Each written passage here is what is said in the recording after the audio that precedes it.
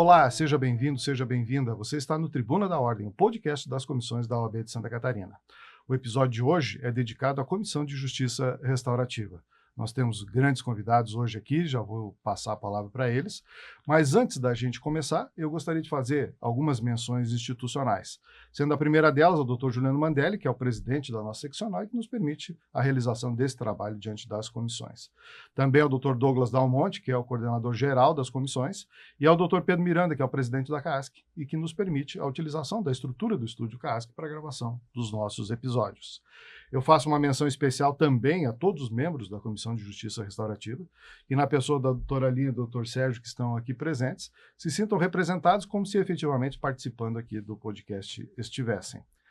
Nós temos hoje presentes aqui na mesa a doutora Aline Soares, a quem eu já vou apresentar, o doutor Sérgio Isidório Reio, também já vou apresentar, e um convidado externo aqui, que é o doutor Alexandre Karazawa Takashima, a quem eu já vou apresentar e passar a palavra também.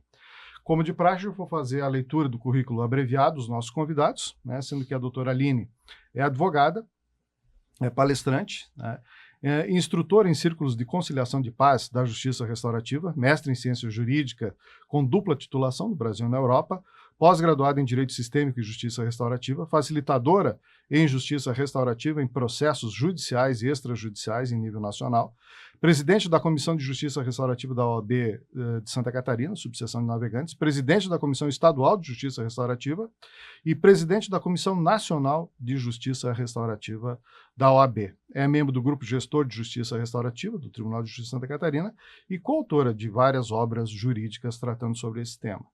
Dr. Sérgio Isidório Reio, né, é advogado, membro da Comissão de Justiça Restaurativa da OAB de Santa Catarina, atual vice-presidente, né, juiz e desembargador aposentado do Tribunal de Justiça de Santa Catarina e foi também um dos primeiros, se não o primeiro, né, coordenador do SEIGE, sobre o que a gente já vai falar daqui a pouquinho. E o doutor, nosso grande convidado de hoje, doutor Alexandre Karazawa Takashima, né, que temos a grande honra de receber aqui no nosso podcast. Então, já antecipadamente, eu gostaria de dizer, doutor Alexandre, que se sinta muito à vontade aqui na nossa casa, a Casa da Advocacia Catarinense. Aqui, para quem não sabe, a gente está gravando aqui na sede da seccional da OAB de Santa Catarina. E o doutor Alexandre, então, ele é juiz de direito titular da 4ª Vara Civil de Lages, coordenador do Núcleo de Justiça Restaurativa do Fórum de Lages, membro do Comitê Gestor da Justiça Restaurativa do Conselho Nacional de Justiça, o CNJ, e facilitador em círculos de construção de paz. Então, eu entrego, né, a palavra da professora, né, e doutora Aline para fazer a abertura dessas nossas atividades aqui, a saudação aos seus convidados. Bom, é uma grata satisfação novamente estar aqui e agora com presenças ilustres, né?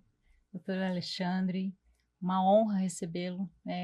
Eu sou fã do doutor Alexandre. Todos somos. Sou fã dele. Ele ensina muito e tem muito a aprender. O senhor é um exemplo para todos nós e, assim, é uma alegria poder contar com a sua participação aqui. Doutor Sérgio, né? Meu vice-presidente, um presente que eu digo que eu ganhei na comissão, né? Com toda a experiência e bagagem enquanto desembargador, né, e já atuando no tribunal com a Justiça Restaurativa, coordenando os trabalhos, e não deixar de agradecer ao nosso presidente, Juliano Mandelli, nosso coordenador, Douglas, por essa oportunidade de estarmos aqui falando de temas tão relevantes para a advocacia. Muito obrigada, doutor Edgar, muito obrigada. Doutor Sérgio. Bem, eu estou muito feliz, né, fui muito bem acolhido pela advocacia, né? Eu me aposentei em maio do ano passado e já em julho já era advogado, quer dizer, foi muito rápido, né?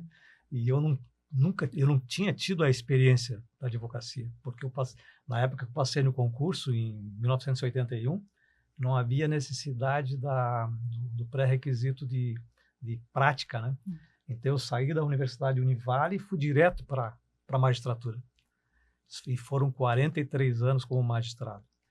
Então, é uma alegria muito grande estar aqui com vocês hoje, para poder, de alguma forma, contribuir para os nossos colegas advogados para conhecer um pouquinho da JR. Doutor Alexandre, seja muito bem-vindo.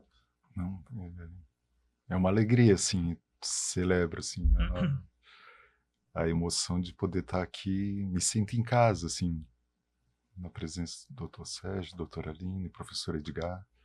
E também celebro, acho que é um marco, assim, inclusive um exemplo a ser seguido e pensado nessa questão do como a informação pode ter várias formas de circular. Eu acho que esse momento me traz esse insight, assim, de que realmente a minha forma de pensar o mundo tem que também evoluir. Acho que, nossa, para mim é um marco histórico poder estar aqui na sede da OAB de Santa Catarina, conversando com o mundo.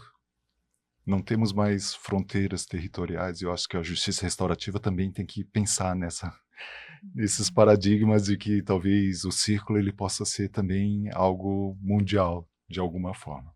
Então, gratidão, e espero poder partilhar um pouco da minha história na justiça restaurativa com vocês.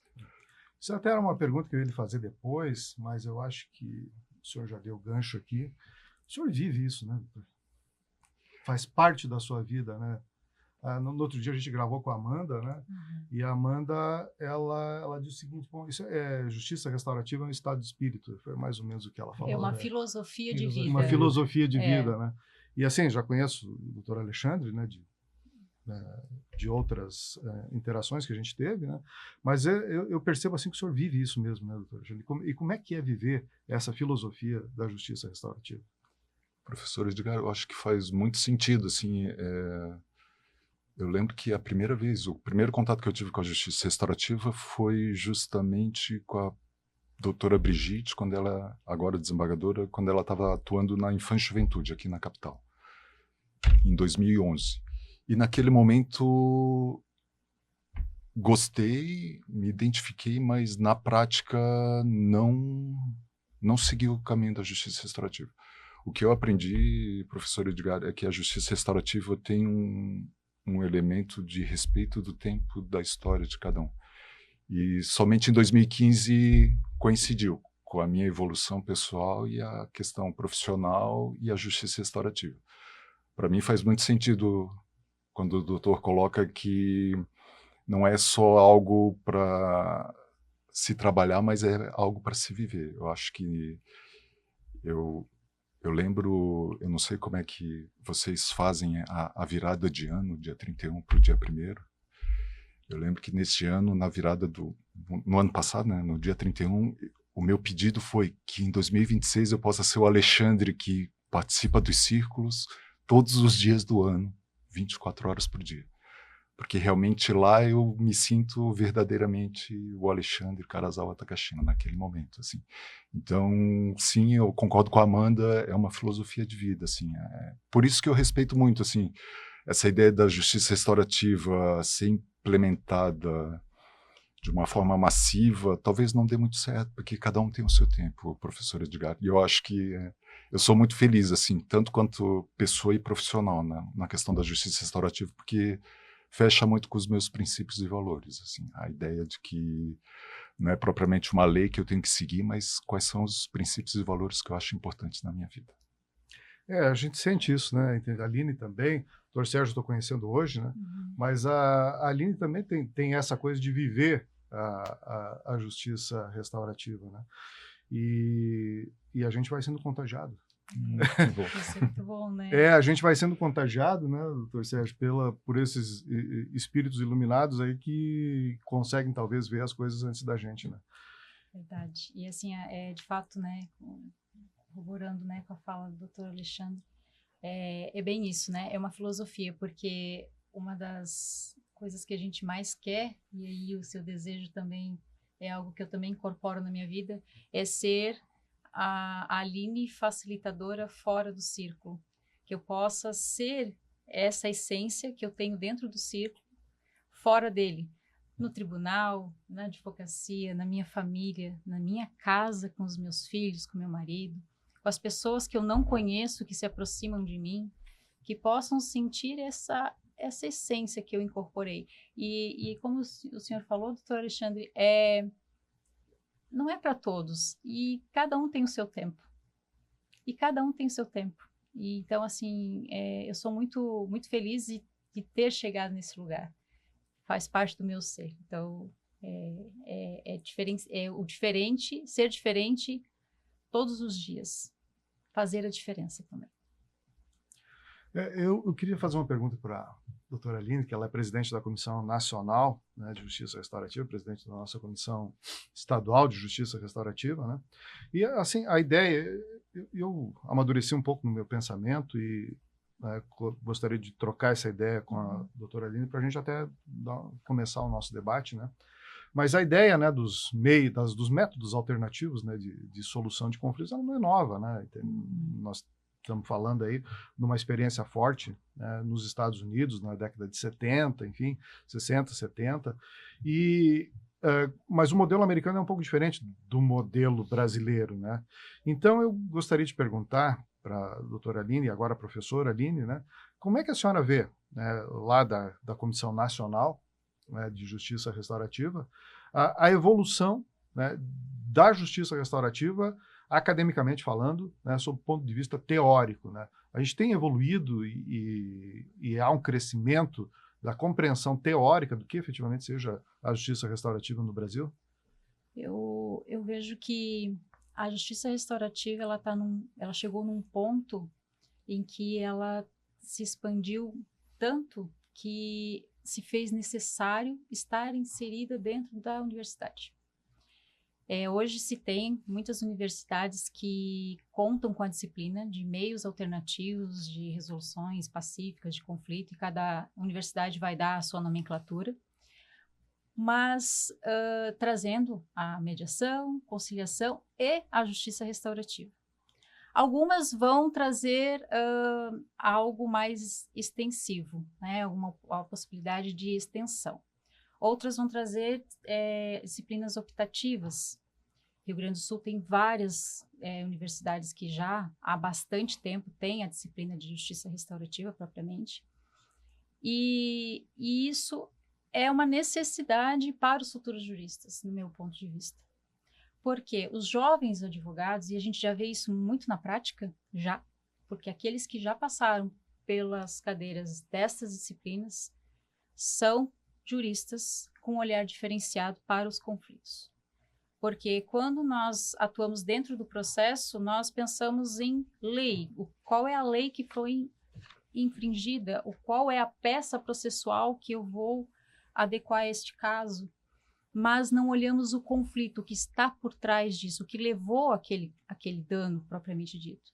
E quando esses alunos acadêmicos que já nos bancos da faculdade têm essa possibilidade de ter esse olhar resolutivo, pacificador, eu ouso dizer que são profissionais muito mais avançados nas suas técnicas, associando a técnica aos métodos. E aí também há uma filosofia de vida, né?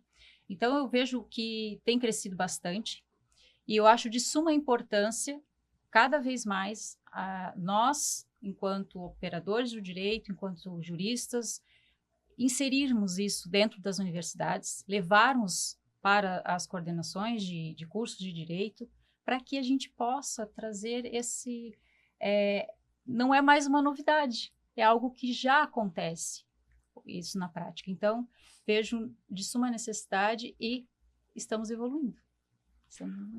A senhora já mais ou menos pontuou a minha dúvida, né?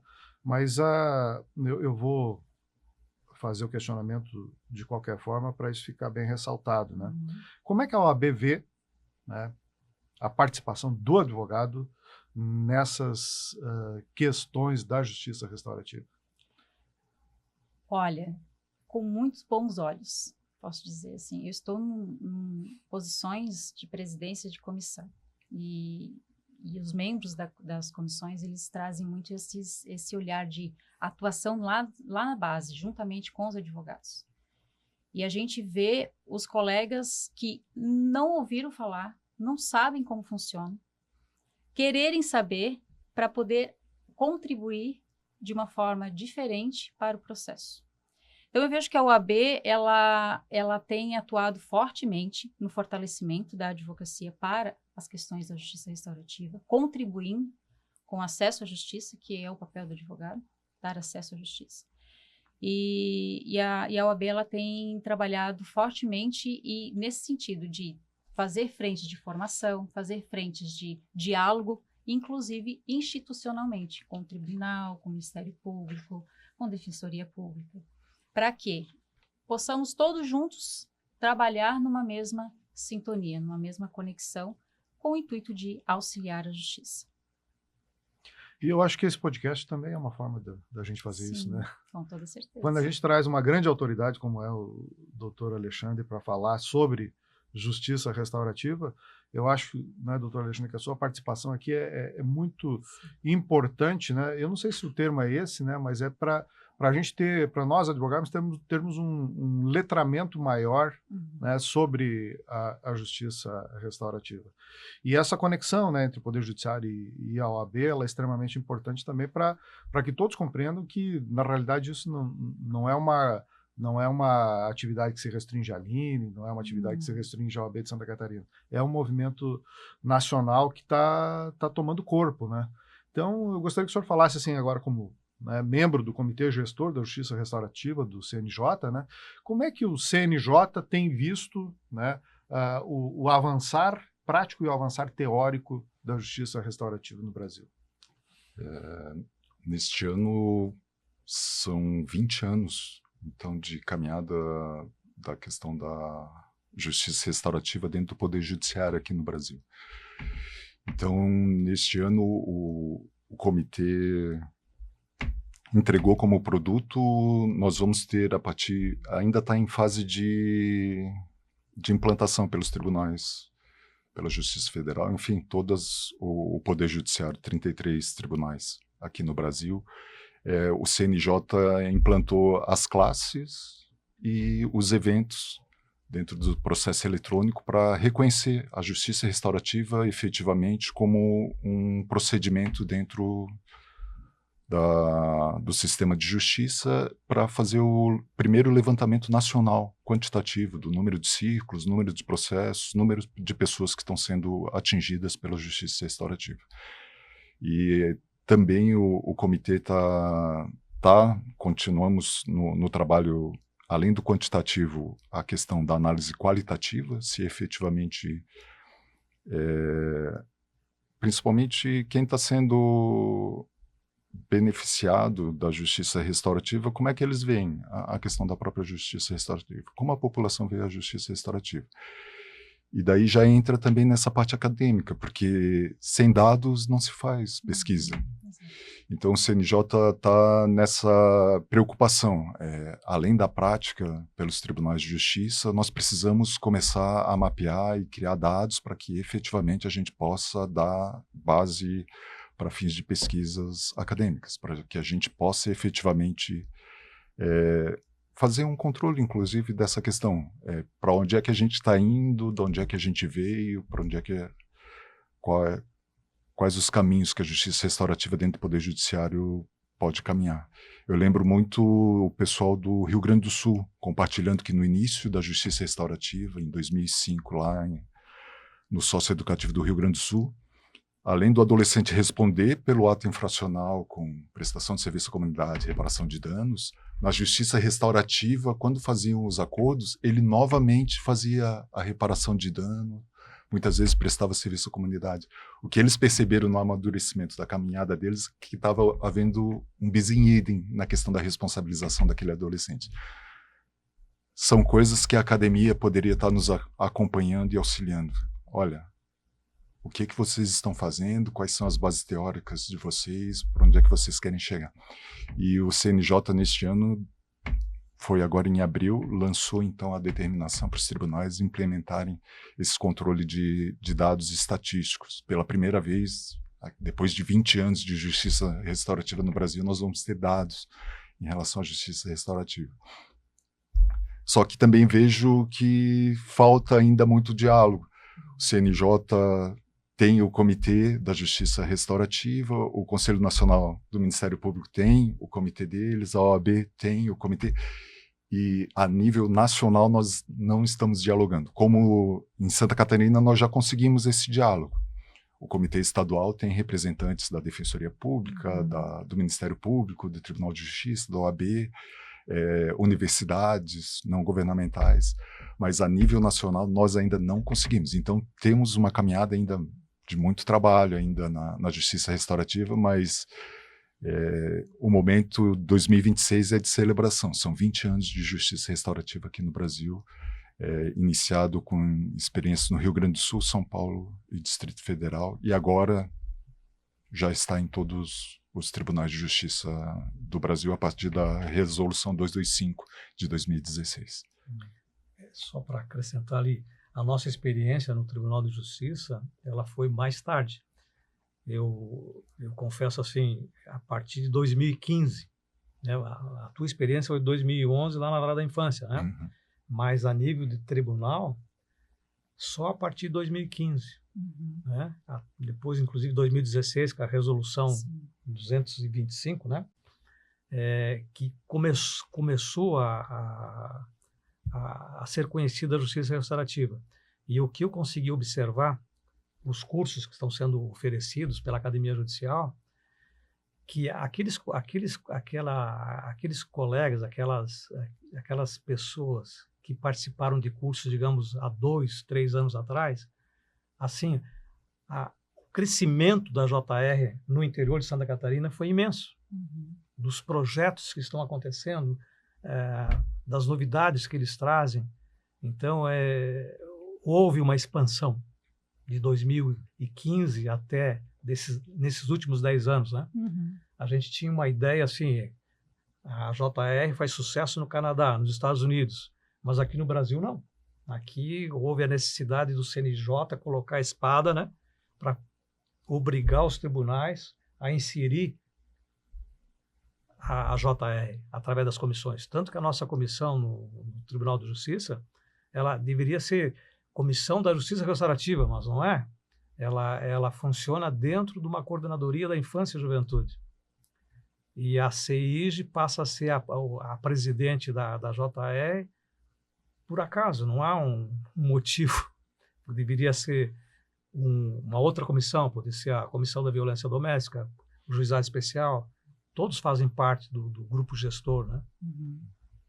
Então, eu vejo dessa forma, só para colaboração. E a sua ponderação foi importante, doutor Sérgio, porque vem bem a calhar com o próximo questionamento que eu ia fazer, né, do doutor Alexandre, que é a questão da existência de juízes especializados em justiça restaurativa, né?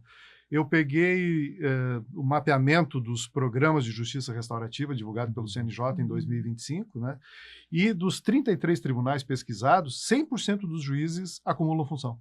Ou seja, não tem um juiz especializado, uma vara especializada de justiça restaurativa. E um outro dado aqui, cerca de 80% dos funcionários, né, dos servidores, também não são de dedicação exclusiva, né? Então, assim, esse mapeamento, né, ele trouxe assim, uma visão mais ampla para mim, né, do funcionamento da justiça restaurativa, e lá se fala numa primeira onda. Né? Teve uma primeira onda que culminou com a Resolução 225. Né? E a segunda onda da justiça restaurativa, né, é o planejamento para a efetivação da Política Nacional de Justiça Restaurativa. Então, a pergunta é assim, como é que nós estamos avançando, né, nessa segunda onda, ou se já podemos falar numa terceira onda, né, das informações que o senhor está trazendo aqui, né, para que a gente caminhe, né, doutor Sérgio também, que é juiz também, que foi juiz, né, para que a gente caminhe para a existência de varas especializadas, juízes especializados em justiça restaurativa. O mapeamento do CNJ, ele nos trouxe também essa visão mais pragmática, assim, onde é que nós chegamos a partir da Resolução 225, foi depois de 10 anos de resolução, onde é que nós chegamos, e efetivamente nos trouxe alguns marcadores importantes. Um dos que chamou muito a atenção do CNJ foi no sentido de que a grande maioria das práticas restaurativas que nós estamos fazendo no Brasil, infelizmente, não está tendo a participação da comunidade. E Lages também não foge muito dessa questão. Nós somos esmagados, como sempre, na questão de produção de números. Então, na derivação dos processos, por exemplo, lá de Lages, nós estamos recebendo processos das 3 varas criminais, matérias da vara da família, violência doméstica, e nós temos 2 servidores, um oficial de justiça, o Ildemar, o Pinduca, e a Mariana, fugindo um pouco do padrão nacional, os únicos com dedicação exclusiva para fazer a justiça restaurativa. E eles não têm fôlego para fazer com a comunidade. Então, de certa forma, talvez 2026 possa ser o ano do marco da terceira onda, né? No sentido, nós precisamos de dados, sim, precisamos de dados, mas nós precisamos qualidade na questão da produção da justiça restaurativa no Brasil. Eu acho que esses 2 focos esses 2 pontos têm que caminhar juntos. Nós não podemos aumentar muito só a quantidade, mas perdendo a qualidade. E o mapeamento nos traz esses alertas, assim, de algumas coisas sim, avançamos, estamos nos 33 tribunais, mas sim, como é que está sendo feita a justiça restaurativa dentro do próprio sistema de justiça. Como foi apontado, é uma acumulação de serviços. Da mesma forma que eu estou na 4ª Vara Civil, eu estou no núcleo da justiça restaurativa. Da mesma forma que, na época que o Dr. Raio estava como coordenador da Infância e Juventude, estava acumulando justiça restaurativa. No Brasil, infelizmente, nós estamos nesse momento histórico, que, na verdade, a justiça restaurativa é uma acumulação de funções. E os advogados que estão atuando na justiça restaurativa também estão nesse mesmo barco, o professor Edgar. Eu lembro muito o primeiro caso que um colega advogado lá, ele mandou até um WhatsApp para mim depois, assim, lá para minha equipe. Ele foi colocado no grupo reflexivo, através da metodologia da justiça restaurativa. E o cliente dele entrou em contato com ele e pediu para ele, como defensor, ver algum mecanismo para tirar ele. Ele não queria participar. Daí o colega advogado falou assim, olha, eu vou te fazer um pedido. Experimenta uma vez, vai lá no encontro. E depois do encontro você me liga, que daí a gente vai tomar a decisão. O que você decidir, eu vou fazer. E daí ele mandou o áudio do cliente dele falando, olha, sabe aquele meu pedido? Eu mudei de ideia. Não precisa mais pedir para eu parar de... Eu gostei do encontro, gostei da justiça restaurativa, eu vou querer... O que eu quero ressaltar, foi essencial a participação do advogado no sentido de experimenta, vai, e daí depois a gente conversa. Antes de ele tomar uma decisão técnica no sentido, eu vou entrar com habeas corpus para pedir para ele não participar do grupo reflexivo. Na época nem existia, não, era antes de 2019, não existia a medida protetiva de participação em grupos reflexivos, ele poderia facilmente retirar, mas foi graças ao apoio do advogado na questão olha, experimenta, porque é algo que talvez você vai gostar. E nesse sentido, eu falo pela minha experiência em Lages, a participação da subseção da OAB dentro do movimento da justiça restaurativa tem sido fundamental, professor Edgar, no sentido que todos esses processos que nós estamos derivando para a justiça restaurativa, eles têm tido o apoio de todos os colegas, tanto os advogados e advogadas, no sentido, olha, eles estão incentivando os clientes, vai e participa. Qualquer coisa, a gente vai continuar com a tua defesa técnica, mas vai e participa, vê se gosta. Porque falar de justiça restaurativa é falar de sentimento, e sentimento é difícil você explicar conversando e não sentindo. Então, o que nós estamos fazendo essa parceria lá com a subseção de Lages no sentido, inclusive, de fazendo círculos com os comitês, com os advogados e advogadas, para que eles possam compreender do que a gente está falando de justiça restaurativa. Porque mais do que um panfleto, um folder, a melhor estratégia, eu acho que é participando efetivamente dos círculos, que é uma das metodologias, mas pelo próprio mapeamento a gente identificou que é a metodologia que está sendo mais utilizada no Brasil inteiro. Nós temos círculos de comunicação não violenta, mediação restaurativa, círculos de vítima, ofensor e comunidade. Nós temos várias metodologias aqui no Brasil, mas os ciclos de construção de paz é o que eu sou formado e que tem sido utilizado com mais frequência lá na comarca de Lages. Professor, foi nesse pensar, né, doutora Aline, que nós conseguimos o ano passado que 10 advogadas participassem de um curso sobre introdução à justiça restaurativa na Academia Judicial do Tribunal. E foi muito bom, né? Muito positivo. E foi muito interessante, né, doutora Aline? É que essa ideia surgiu num sábado, que a doutora estava em Porto Alegre, né? Isso mesmo. E numa formação para instrutores lá na Júris. Exato. Eu estava em viagem. Em 24 horas, a doutora Aline conseguiu 10 advogadas para fazer o curso. Foi muito legal. Foi uma tarefa muito bacana. Porque se a gente não prepara também os colegas advogados, não vai funcionar. Porque nós precisamos não só dos juízes preparados, das assistentes sociais preparadas, dos servidores preparados, nós precisamos dos advogados também com conhecimento da causa, né? Senão não funciona. Não funciona. E como o doutor Alexandre falou, né? Essa parceria com as subseções, estar na base e onde nós estamos lá com os advogados, quando eles participam do círculo e eles sentem como que é o círculo, muda totalmente. Porque a gente já vivenciou isso lá em Navegantes, lá na minha subseção. Nós fizemos círculos para alguns colegas advogados e já ter falado que é justiça restaurativa, explicado os princípios, aí eles ficam, tá, mas como que funciona? Quando eles vão para o círculo vivenciar, muda totalmente. E aí muitos aderem, né, e incorporam a essência e dizem, é isso. E aí começam até, inclusive, a procurar como que eles podem atuar dentro da justiça restaurativa. Né? O doutor Sérgio falou uma coisa interessante antes, que no Brasil a gente teve a criação, né, a instituição, vamos dizer assim, né, de um programa de justiça restaurativa através de lei, né, de norma. Resolução. Resolução, norma, Sim. lei. Né? Tem diferença, sabe, de haver eu vou fazer uma conexão aqui com as minhas disciplinas de processo civil para falar do sistema de precedentes. O sistema de precedentes no Brasil também foi criado por lei. Nós não tínhamos uma cultura, né, de precedentes.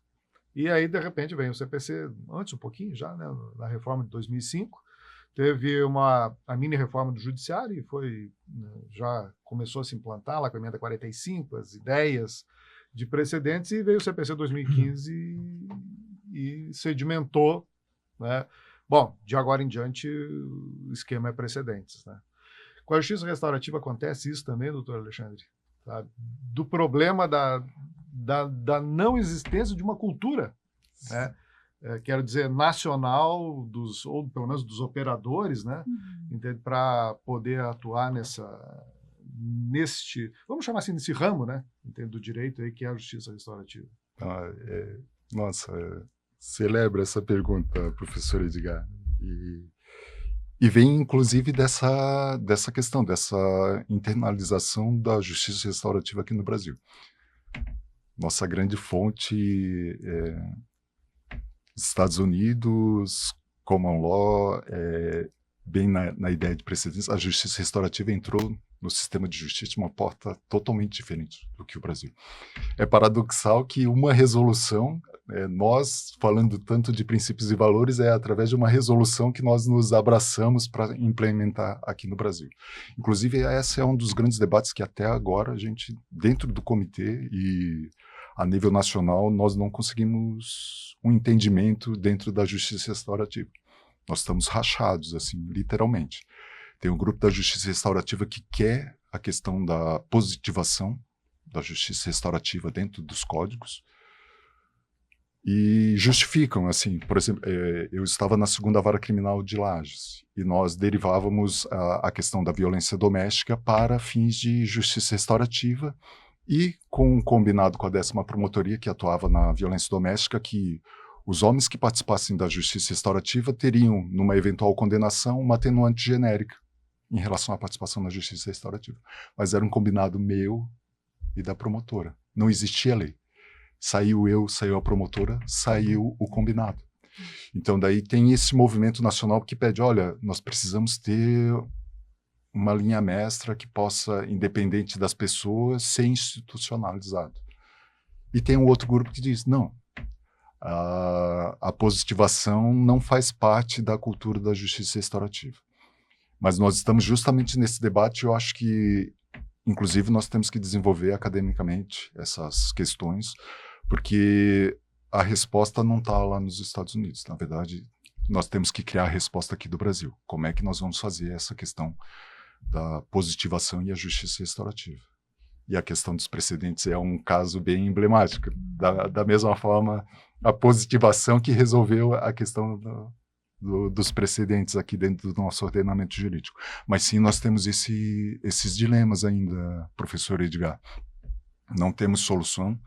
E daí, diante dessa crise de posicionamentos, o CNJ ainda não quis se posicionar nessa questão. Olha, vamos começar a fazer uma conversa com o Legislativo para ver essa questão do amadurecimento, porque não chegamos ainda num consenso ou numa maioria em relação a qual é a solução aqui para o Brasil.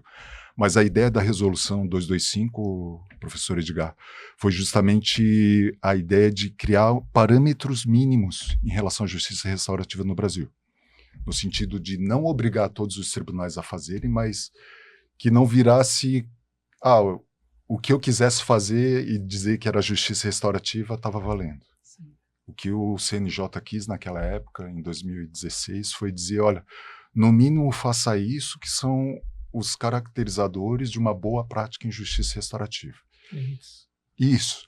Para que, inclusive na questão de carga horária para formação, quanto tempo precisa no mínimo, se é só EAD ou precisa presencial.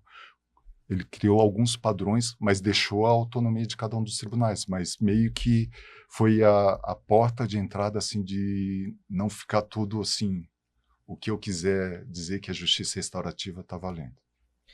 Professor Edgar, só uma lembrança que eu tive agora. Pode ser que ninguém fale sobre isso, né? Mas nós perdemos 2 anos com a pandemia, que a pandemia ela foi exatamente no meio disso tudo. Então, nós temos 10 anos de 225, né? Mas se você tirar 2 anos do meio, sobraram 8.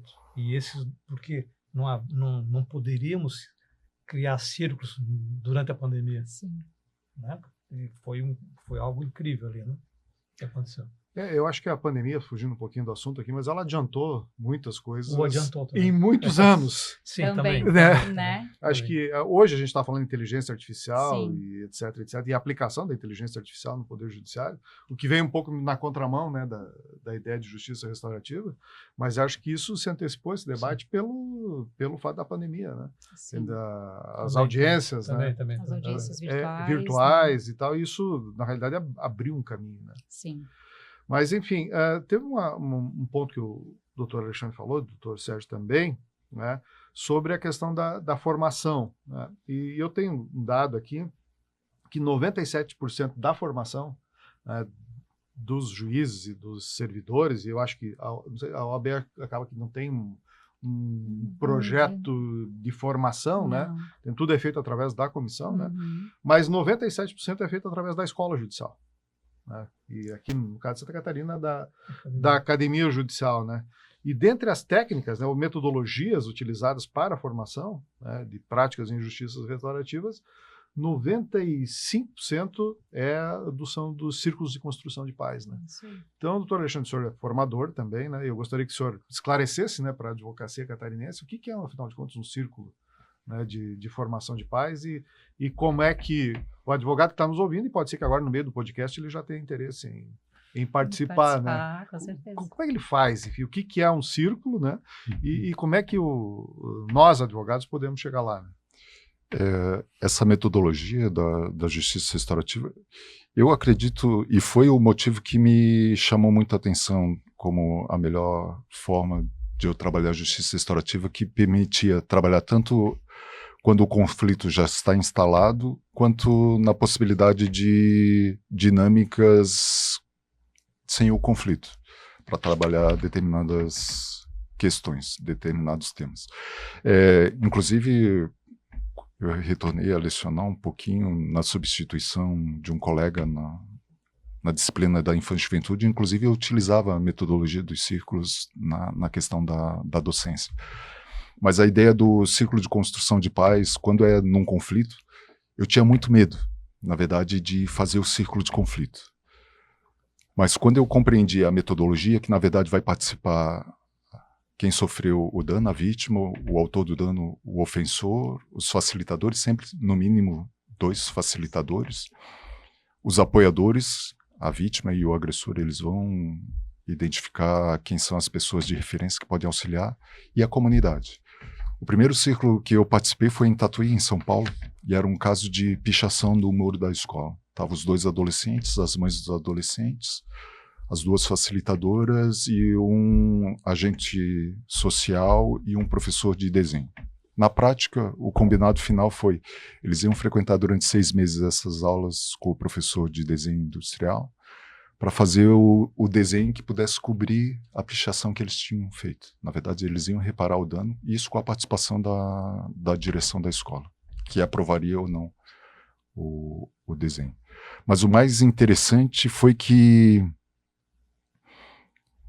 uma das perguntas era qual era a família que eu imaginava, qual era a família que eu quero. E eu lembro que as mães se sensibilizaram muito com a pergunta e elas choraram e falavam assim, não. Eu imaginava uma família totalmente diferente, assim, que eu e o teu pai, nós íamos casar, ia ficar juntos a vida inteira, todo dia de manhã a gente ia tomar café da manhã juntos.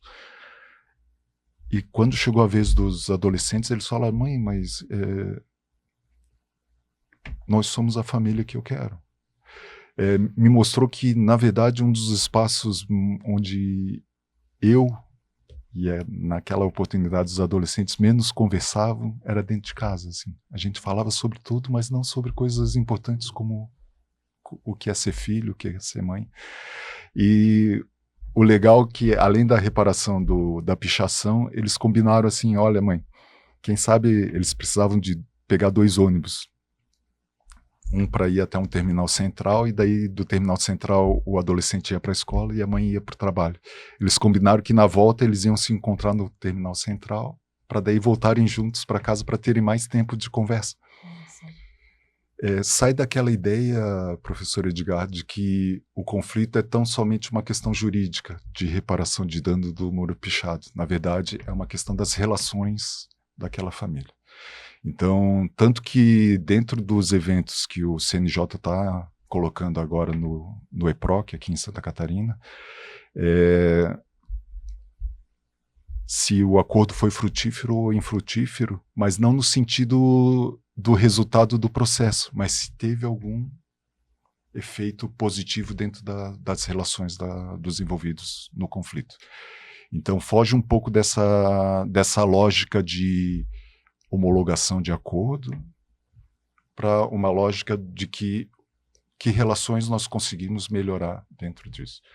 Até não comentei no início, antes do podcast, eu queria partilhar com o Dr. Sérgio e com a doutora Aline.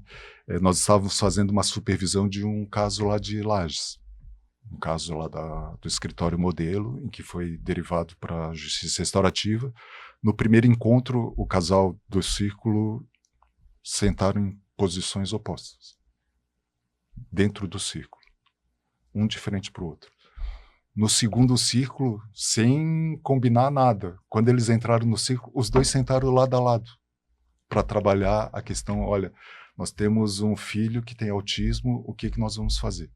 E eles já não sentaram um de frente para o outro, conseguiram já sentar lado a lado para o que eu, como pai, o que ela, como mãe, nós podemos fazer pelo nosso filho, apesar do término da nossa relação. É esse resultado positivo que o círculo tem proporcionado. E dentro dessa metodologia, então, nós temos o pré-círculo, para ver se as partes querem voluntariamente participar do programa. Então, nada é imposto, professor Edgar. Sempre que um processo for derivado para a justiça restaurativa, nós vamos conversar com as partes separadamente para perguntar, vocês querem? A gente vai apresentar a justiça restaurativa para eles e ver se eles, na tomada de decisão deles, faz sentido. Se os dois concordarem, daí tem propriamente os ciclos para trabalhar. Por exemplo, esse caso que eu estava mencionando, eles estavam trabalhando tanto a questão de pensão alimentícia, direitos de convivência, os cuidados com os filhos. Daí eles estão fazendo esses encontros para tentar transformar os conflitos. E se der algum combinado, tem o pós-ciclo, que daí é feito periodicamente para ver se aqueles combinados deram certo ou se precisa de algum ajuste em relação aos combinados.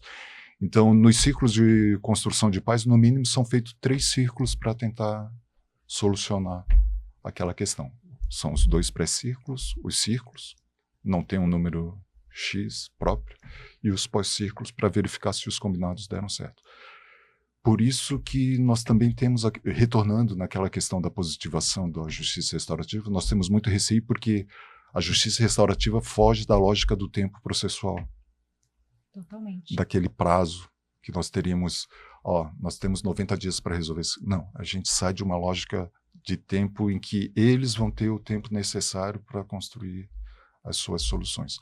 Por isso que nós percebemos, nós não vamos ter fôlego se positivarmos, se todo mundo pedir justiça restaurativa, na prática, neste atual cenário que o mapeamento fez, nós não temos fôlego para atender a justiça restaurativa no Brasil, como um todo. Considerando o número de facilitadores, o número de processos, o número de pessoas para fazer justiça restaurativa. E, na prática, também, nem todo caso é de justiça restaurativa, professor Edgar. Eu atuei 6 anos na vara de violência doméstica, e um dos requisitos é que a pessoa, o autor da agressão, do fato, do dano, ele reconheça a sua responsabilidade na reparação do dano, que é uma das perguntas que vai ser feita no pré-ciclo. Você está disposto a reparar as necessidades da vítima? E, assim, numa memória desse período que eu fiquei na 2ª vara criminal, a exceção eram as pessoas, os acusados que confessavam, que admitiam o crime, o dano praticado. A grande maioria negava. Então, na prática, só a partir dos que confessavam é que era feita a derivação para a justiça restaurativa. Então, essa ideia de que a justiça restaurativa seja uma panaceia que vai resolver todos os problemas do sistema de justiça, não. Isso foi um dos aprendizados que eu acho que até me possibilitou ir para a justiça restaurativa, quando em 2015 eu compreendi, não é para uma proposta de solução de todos os problemas, mas sim propostas de transformação de relações que vão chegar no Poder Judiciário. Sai daquele foco do... inclusive, a gente está com um caso que talvez vá para a justiça restaurativa. É um assalto na farmácia. Tecnicamente, quem foi vítima do roubo é o dono da farmácia, que não estava nem no local do crime no momento do assalto. Mas quem sofreu o dano foi o rapaz, o atendente. Inclusive, ele estava fazendo o curso de farmácia na Unifacvest, ele trancou o curso porque ele ficou com pânico. Ele está com medo de sair na rua e encontrar os autores do assalto. Mas, para o direito penal, quem sofreu o dano era o dono do patrimônio. Era o dono da farmácia. O rapaz, o atendente, ele vai ser uma testemunha do processo lá para prestar o depoimento, porque tecnicamente era o patrimônio da farmácia que foi subtraído. E essa sua fala, me desculpe lhe cortar, mas eu lembrei do podcast que a gente gravou com a Comissão de Direito da Vítima, e que a desembargadora Quitéria sentou aqui para falar, né? E uma das coisas que a gente falou é que às vezes a vítima, né, no processo penal tradicional, ela é elemento de prova. Isso, exatamente. Ela vai ser ouvida para colher-se elementos de prova para eventual condenação, né? E da sua fala, né, doutor, eu vejo assim que, né, a proposta da justiça restaurativa parte de uma outra lógica, né? Sim, eu acho que traz um olhar de olharmos os seres humanos que estão ali envolvidos. Inclusive nessa ótica de quem é efetivamente a vítima, trabalhando com violência doméstica também nesse sentido. A vítima não é só a mulher que sofreu a agressão da violência doméstica. Os filhos que presenciaram aquela situação. Agora que nós estamos reconhecendo a questão da violência vicária, das pessoas que estão no entorno sofrem juntos. E o processo ele é muito limitante nessa parte. transforma tudo em prova, quando na verdade o que a justiça restaurativa está vendo é nós precisamos transformar novamente em seres humanos, quais são as suas necessidades, o que vai te trazer a paz novamente para você voltar a frequentar o teu curso de farmácia, que você tenha essa segurança de poder estar circulando sem medo, independente da responsabilização na área penal. Mas a gente começa a dar um olhar das necessidades de cada um dos seres humanos. Assim. E eu, assim, a Aline sabe, sou um curioso intelectual da justiça restaurativa, e eu vejo que o senhor estava falando, eu estava me colocando na posição de alguém que fosse participar de um círculo como acusado, enfim. Né? Me parece assim que o processo começa judicial, né? Sim. E a Aline talvez possa ajudar um pouco nisso, né? E num determinado momento ele é eleito, né? O senhor falou, nem todo processo reúne condições para ir para a justiça restaurativa, né? E nas leituras que eu fiz, né, o sistema americano é um pouco diferente, né? Entende? Ele já começa na justiça restaurativa, né? Então, esse fato dele começar judicial e lá pelas tantas, né, ele se transformar em um processo elegível para a justiça restaurativa, não acaba sendo um pouco limitante na questão, né, do acusado dele reconhecer a própria responsabilidade, porque ele está com o olho lá no processo judicial, né? Sim e não, porque é muito... Cada processo vai trazer a sua essência. Porque, assim, a responsabilização, é como o doutor Alexandre trouxe, né? Nem todo ofensor vai admitir que causou o dano. A maioria nega, e isso é fato. Mas o que a gente tem já foi falado é que a justiça restaurativa, no processo de prática restaurativa, não se produz provas. Então, quando tu vai para um círculo e que tu dá essa oportunidade para o ofensor trazer essa... eu acho que reconhecer esse seu lugar de causador de um dano e olhar para si mesmo, porque daí oportuniza também a olhar para ele enquanto vítima também em algum momento da sua vida.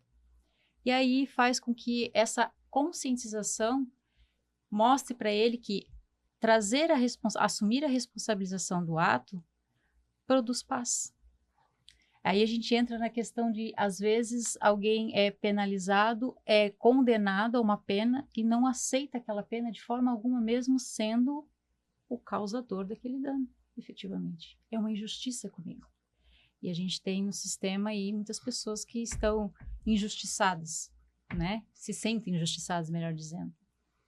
Então, quando se trabalha essa oportunidade do círculo, eu vejo que, para o ofensor, ela é muito positiva, né? Porque traz essa responsabilização. Eu participei de um círculo de ofensores, de um grupo reflexivo. Primeira vez que eu participei, eu fiquei... Eu lembro que quando eu fui para esse círculo, eu pensei assim, o que vai acontecer lá, né? O que aqueles homens vão falar? E aí eu participando, e quando os facilitadores começaram os trabalhos e eles começaram a contar as suas histórias, o porquê eles estavam ali, porquê que eles estavam com medidas protetivas, porquê que eles estavam cumprindo um processo, enfim, eles começaram a contar as suas histórias, como que o fato aconteceu. E aí, e todos assim, a maioria chegou assim, não fiz nada, estou aqui injustamente. E quando eles começaram a falar, aí o círculo tem a questão da fala e da escuta ativa, e quando eles ouvem a história do outro, ele começa a olhar para o outro e diz assim, mas como que você pode fazer isso? Mas eu fiz isso também. E ele começa a se conscientizar do ato que cometeu. E foi bem legal, porque eles começaram a se apoiar um no outro, dizer assim, poxa, mas não deveria ter feito isso, deveria ter feito assim. Então, eles começam a trazer essa autorresponsabilização. Eu falei, poxa, esse é o caminho. Em Navegantes, nós tivemos um grupo de 400 ofensores encaminhados de medida protetiva para os grupos reflexivos. Nós tivemos uma reincidência desses 400 encaminhados. Então, a reincidência cessa. E esse é o trabalho da justiça restaurativa, né? O maior problema é a reincidência, né? O maior problema é a reincidência. Então, a gente cessa isso. Então, eu vejo que os círculos, eles auxiliam muito no resultado do processo. E aí, como o senhor falou, né? Mas durante o processo pode trazer algum prejuízo? Já está andando? Não vejo. Eu vejo que é o momento certo, na condição certa, de se aplicar a justiça restaurativa, e nem todos os casos a gente consegue, mas quando se é possível, é porque é o momento exato de condição. Eu só queria, eu acabei esquecendo na minha fala, para os advogados e advogadas ficarem bem tranquilos que, na verdade, tudo que acontece no círculo, na verdade, não vai para o processo. Exatamente. Não faz prova. Não faz prova. Isso. A doutora Aline acabou lembrando de um fato muito importante. Tudo que o cliente falar no círculo vai ficar no círculo. Eventualmente, o que vai aparecer no processo é só a informação de que ele compareceu no círculo e, eventualmente, se deu algum acordo se for um círculo de conflito. Mas, para fins de confissão, qualquer coisa, na verdade, tudo que é falado dentro do círculo, dentro desse roteiro em que vão ser feitas algumas perguntas sobre violência, enfim. Tanto que os facilitadores e as facilitadoras muitas vezes não sabem nem qual é o caso de cada um dos que estão participando no círculo. Eles não fazem nenhuma questão de produzir prova relacionada. Se o participante quiser falar sobre o caso, tudo bem. Mas se não, né, nessa questão dos grupos reflexivos, em Lages já são mais de 100 homens, são 3 casos de reincidência lá em Lages. 3% em questão da violência doméstica. E violência doméstica, o índice de reincidência eu acho que é ainda maior do que propriamente dos outros delitos, porque envolve relacionamentos, então é um tipo de criminalidade um pouco mais complexa. Mas mesmo nessas questões de grupos reflexivos ou círculos de conflitos, os advogados e advogadas podem ficar bem tranquilos que, na verdade, um dos princípios que são basilares na questão da justiça restaurativa é a questão do sigilo. O que é feito na justiça restaurativa não vai, de forma alguma, dentro do processo. Isso é uma grande segurança para os advogados e até para que... E também é uma forma de que as pessoas possam se sentir livres. Livres para falarem o que quiserem, trazerem temas que acharem convenientes. E a gente que vivencia círculo, a gente vê, sabe, doutor Edgar, transformações acontecerem. Literalmente, assim, o processo ele toma um outro rumo depois do círculo, quando ele acontece efetivamente. Muito importante para o professor Edgar é que nós utilizamos no círculo um bastão, e esse bastão te autoriza a falar. Então, esse bastão, ele circula no círculo, né? E você só vai poder falar quando estiver com ele na mão. No maior tempo, ele fica em silêncio escutando. Né? Exatamente. Eu queria trazer um exemplo, já que foi falado só em crime, no civil. No civil, eu participava, inclusive, da terceira Câmara de Direito Civil, e lá houve um caso, um processo, que isso acontece muito aqui no interior do estado, que os pais, em determinado momento da vida, eles resolvem doar a sua terrinha, né, o seu sítio, né, para os filhos, para que os filhos depois tomem conta deles. Isso é comum. Como juiz, Tributo Central, Rio do Sul, Taió, isso acontece muito, sim, né? E ocorre que num desses casos, né, os pais fizeram essa doação para os 2 filhos, né? E passou-se o tempo, eles começaram a precisar dos filhos, e um dos filhos, ele traz uma companheira da sua casa, né? E essa companheira cria com a sogra, né, uma animosidade. E ele não começou mais a colaborar como eles achavam que deviam. E ocorre que os pais, então, entram com uma ação de anulação da doação. Essa ação ela é julgada no primeiro grau improcedente, é mantida a sentença, né? O casal recorre ao tribunal e nós estamos em julgamento e eu percebi o problema da animosidade que havia entre a família, né? E a sentença não pacificou. No momento que o juiz dá a sentença de improcedência, ela mantém o status quo da situação que eles viviam, né? De animosidade, de atrito, né? E o tribunal ia julgar da mesma forma, onde eu pedi vista do processo, e esse processo ele é encaminhado para um trabalho da Justiça Restaurativa. Foi feito todo um trabalho com relação a isso, né? E com círculos. Na verdade, a gente não conseguiu, digamos assim, nenhum acordo. Uhum. A gente acreditou que a gente plantou uma semente naquela família, porque a situação era terrível. Uma situação dessa, ela pode levar a lesões corporais, ela pode levar até um homicídio, né? Então, só para dar um exemplo assim, que no civil também é possível, né? A gente verifica assim, o credor, quando entra com um processo de execução, ele não quer só cobrar a dívida. Às vezes ele quer a dívida e quer a falência do devedor, né? É a vingança, né? A justiça vingativa, né? E a justiça restaurativa, ela também não veio para acabar com o direito tradicional, ela veio para ser algo paralelo que pudesse servir, ajudar, pacificar, né? Por causa essa situação, né? Ela cria a pacificação social, né? A transformação das pessoas. Só uma contribuição.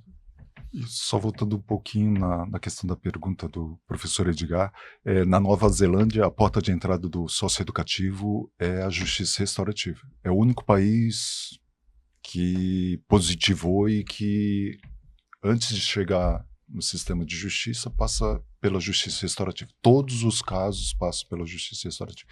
Então está sendo um case que está sendo estudado mundialmente. Inclusive tem um colega de Goiânia, da magistratura, que está fazendo, eu acho, o pós-doc dele lá na Nova Zelândia para estudar exatamente essa diferença. O que diferencia, de repente, entrar já direto pela justiça restaurativa ou, como no Brasil ocorre, pelo sistema de derivação. Entra pela porta do sistema de justiça e depois é escolhido como um caso para ser encaminhado para a justiça restaurativa. E eu acredito que tem a diferença, professor Edgar. A porta de entrada, eu acho que muda a compreensão do sistema. Eu acho que Nova Zelândia está criando um caso muito interessante, assim, na perspectiva de mudar a lógica do sistema de justiça. Seria o ideal, né? Acho que ajudaria bastante. Eu acho que essa compreensão global, que o senhor está falando, Nova Zelândia, acho que ela é importante, né? Porque, sob certos aspectos, a gente acaba caminhando sempre no mesmo ritmo, né? Bom, o processo teve inquérito, sei lá, só para falar, né? De um caminho tradicional, o inquérito virou uma ação penal, e daí da ação penal, mas só que quando chega lá, né, já aconteceu um monte de coisas. Então, acho que a compreensão do conflito, né, talvez seja, na minha importante, concepção, até estava... Mas nada impede que retire já um grau de recurso. Tu pode retirar e encaminhar para... Pode, no tribunal o processo pode ir para a justiça restaurativa. Até não acontece. Não é padrão. Não. Até no próprio termo circunstanciado, Os advogados polícia militar pode encaminhar para uma justiça restaurativa. A própria resolução, ela traz essa possibilidade. Lógico que a gente tem que caminhar muito para isso, né? A gente tem... né, seria o ideal. Não temos hoje essa possibilidade, falando na prática, né? Não temos facilitadores suficientes, o sistema, estamos acumulando funções, né? Então, mas seria o ideal, né? Que já se pudesse dar essa oportunidade de se resolver antes de se virar no processo, né? E na prática, assim, esses dias eu estava pensando, se eu tivesse que reiniciar a minha caminhada na justiça restaurativa, eu acho que o primeiro movimento que eu faria, doutor Sérgio, eu acho que eu iniciaria aplicando a justiça restaurativa dentro da instituição. Primeiro, até nessa questão do reconhecimento que onde existem pessoas, existem conflitos. Então, dentro do Fórum de Lages tem conflitos. Sim. Dentro da minha unidade tem conflitos. Então, começar, talvez mais do que fazendo para o público externo, fazendo essa própria experiência dentro da casa. Inclusive como um exemplo, uma propaganda, assim, olha, eu acredito tanto na justiça restaurativa que estou aplicando na minha própria instituição e depois eu vou lá na escola oferecer a justiça restaurativa, eu vou lá na polícia militar oferecer a justiça restaurativa. Mas se eu fosse iniciar a minha caminhada, agora compreendendo um pouco mais a questão da justiça restaurativa e a ideia, não de que o conflito seja algo ruim.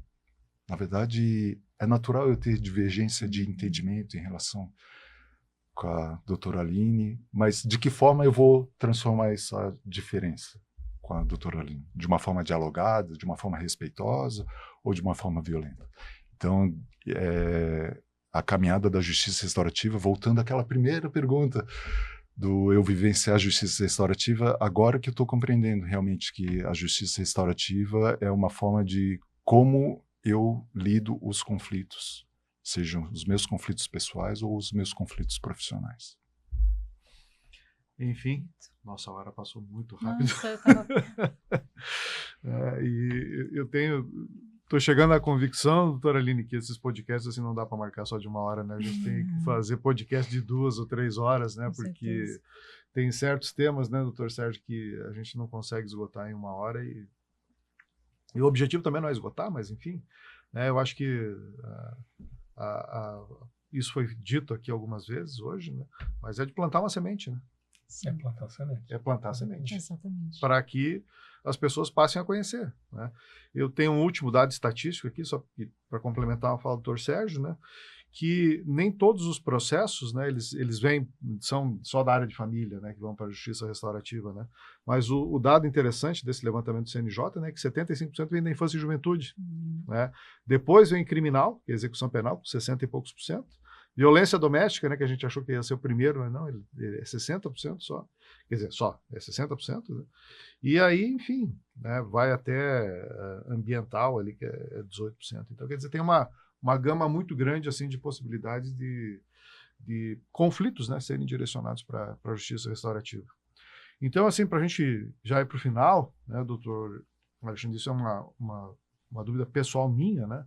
O senhor, como magistrado, assim, para fazer a sua colocação final, né? Qual é o papel do juiz, né?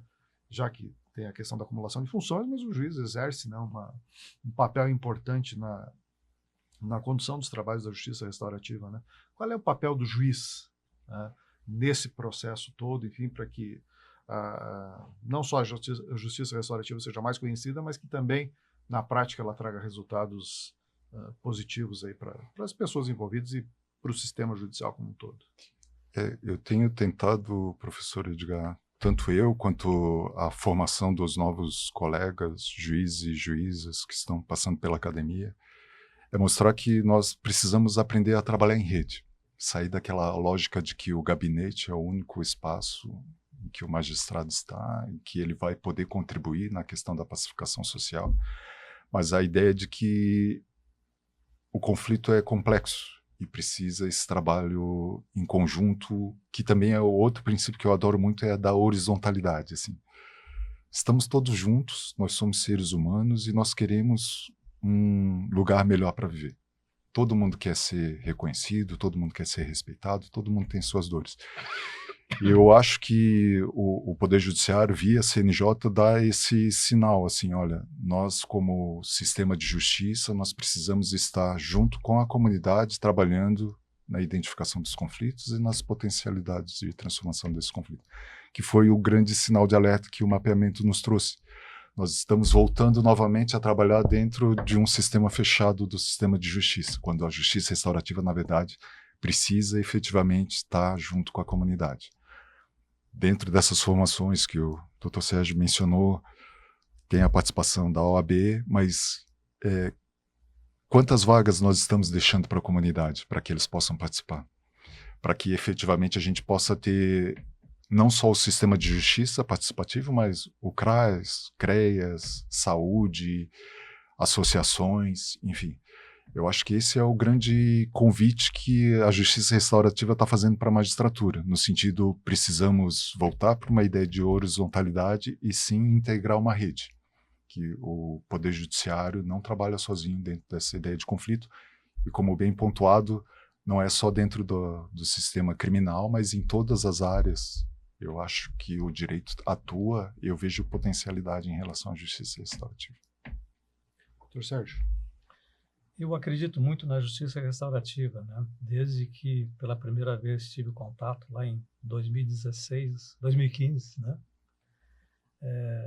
Não sabia nada sobre a justiça restaurativa e eu tenho desde aquela época trabalhei inclusive junto aos colegas no tribunal para tentar fomentar essa ideia do social, da ouvir sem violência, né? De esse trabalho solidário. O programa Novos Caminhos já deve ter ouvido falar, a gente participou ativamente do programa Novos Caminhos, né? Que é um trabalho comunitário, né? Eu vejo assim com muito bons olhos e eu gostaria de recomendar aos colegas agora, meus colegas advogados também, para que participem, né? Participe da nossa comissão, participe dos trabalhos. A gente está aqui para, de alguma forma, ajudá-los. E fico sempre à disposição. Encerrando, muito obrigado. Encerrando o nosso podcast, então, doutora Aline, seu balanço final. Balanço final. Nossa, eu estou saindo, assim, muito feliz daqui hoje, né? Eu aprendo muito. E o que eu mais admiro na justiça restaurativa é a possibilidade de diálogo. Dialogar, ouvir opiniões diferentes sobre uma mesma demanda, né? E a justiça restaurativa ela nos proporciona ter esse diálogo entre as instituições, com os magistrados, com os promotores de justiça, com os advogados, com a comunidade, como bem dito o doutor Alexandre, trazer a comunidade, inserir a comunidade. E o que mais me encanta na justiça restaurativa e o que me trouxe para esse lugar, que é o meu lugar, em essência, é o olhar para o ser humano, atendendo às necessidades de cada um. Quando eu conheci a justiça restaurativa, ela me mostrou que a vítima ela precisa ter um protagonismo dentro do processo. Ela me mostrou que o ofensor também precisa ter essa responsabilização, que a responsabilização é a chave. E ela me trouxe também a comunidade afetada, onde nas vítimas de feminicídio, os filhos. A vítima não é falada, os filhos muito menos, e toda a comunidade afetada. Quando a justiça restaurativa ela traz esse olhar para todos esses atores, traz um equilíbrio e força para cada ponta, onde as pessoas podem buscar e encontrar a paz que tanto procuram, atendendo às suas necessidades. Então, eu quero parabenizar a OAB por abrir esse espaço de fala. A OAB Santa Catarina, ela tem trazido esse protagonismo de abrir espaços de fala para dialogar com várias pessoas que atuam dentro do direito, que estão inseridas no sistema de justiça e que podem contribuir, né, ativamente para o acesso, o verdadeiro acesso à justiça. Então, eu quero agradecer imensamente, doutor Alexandre, por atender o nosso convite. É uma honra, uma alegria, uma satisfação enorme recebê-lo. Já fica o próximo convite já, sempre convidado.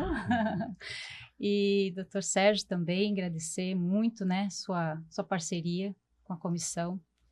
Quero agradecer aos membros da comissão, falar aos membros da comissão que vamos cada vez mais fortalecer essa caminhada da justiça restaurativa. Sozinhos não conseguimos nada, né? E a justiça restaurativa se faz a várias mãos, como tudo. Quero agradecer ao doutor Edgar, né, por sempre nos acolher tão bem, né? Esse projeto maravilhoso de podcast, poder levar temas tão relevantes, tão importantes para a advocacia e para a comunidade, porque a gente dispara os podcasts para todo mundo e as pessoas começam a conhecer, poxa, mas a OAB faz isso? Nossa, vocês falam disso, mas que legal. Então, assim, são temas que são importantes para a comunidade, e aí a gente traz a comunidade. Agradecer imensamente ao nosso presidente, Juliano Mandelli, por proporcionar tudo isso, né? Nosso coordenador das comissões, doutor Douglas, e é só agradecer. Muito, muito obrigada, né? E logo, logo vamos estar aqui junto novamente. Já temos mais convidados aí em mente, doutor Edgar. Vamos trabalhando. Esse podcast aqui, o Tribuna da Ordem, doutor Alexandre, é um espaço aqui para as comissões virem mostrar o seu trabalho e eventualmente a gente tem convidados assim, né, da relevância da sua pessoa, o que só engrandece o projeto e faz com que a gente continue seguindo, né? A gente falava no começo aqui, neste projeto aqui, a gente está indo já para quase 40 episódios, então, e temos aí poucos meses de vida, né? Então, significa que temos aí um grande trabalho para chegar a todas as 120 comissões, né? Mas vamos chegar lá. Então, serão muitos podcasts ainda gravados. Mas, doutor Alexandre, assim, a porta aqui está sempre aberta. Né? Como diz o Lajano, né? Como é que é? Tem porta, mas não tem tramela, né? Tem porta, mas não tem tramela nosso podcast. Então, o senhor fique sempre à vontade. O senhor é sempre uma pessoa muito bem-vinda aqui. Né? Agradeço também a participação do doutor Sérgio. Trouxe uma visão importante, né, da implantação do projeto de justiça restaurativa no cenário catarinense, e a doutora Aline, que está fazendo trabalho tanto lá em Navegantes quanto na seccional e em nível nacional também lá na comissão especial na OAB Nacional. Então, só tenho que agradecer a todos que participaram aqui. Né? Deixo agradecer a nossa equipe técnica também, que sem os nossos técnicos o podcast não vai ao ar, então é simples assim. E os nossos ouvintes, a quem sempre deixo o agradecimento final, especialmente aqueles que acompanharam o nosso episódio até o seu encerramento. Então, fica um grande abraço a todos e um convite, né? Semana que vem tem mais um Tribuna da Ordem. Um grande abraço e até lá.